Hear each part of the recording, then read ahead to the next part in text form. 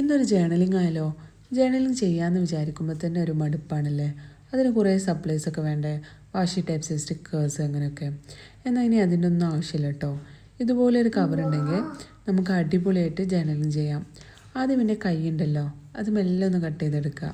പിന്നെ ഇതുപോലെ എന്തെങ്കിലും പ്രിൻറ്റഡ് പോർഷൻസ് ഉണ്ടെങ്കിൽ ആ പോർഷൻസ് മാത്രം ഒന്ന് കട്ട് ചെയ്തെടുക്കാം.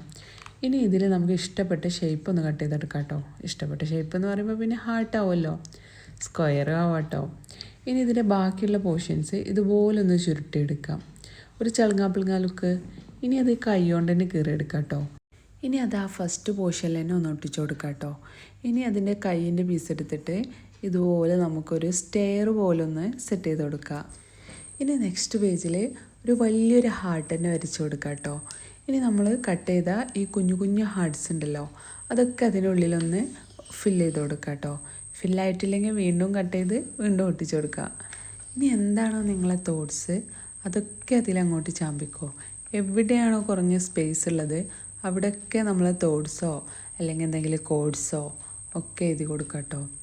അപ്പോൾ നമ്മൾ ജേണലിങ് കംപ്ലീറ്റ് ആവും. അപ്പോൾ ഇങ്ങനെ വീഡിയോ ഇഷ്ടപ്പെട്ട ലൈക്കും കമൻറ്റും സബ്സ്ക്രൈബ് ഒട്ടും മറക്കണ്ട.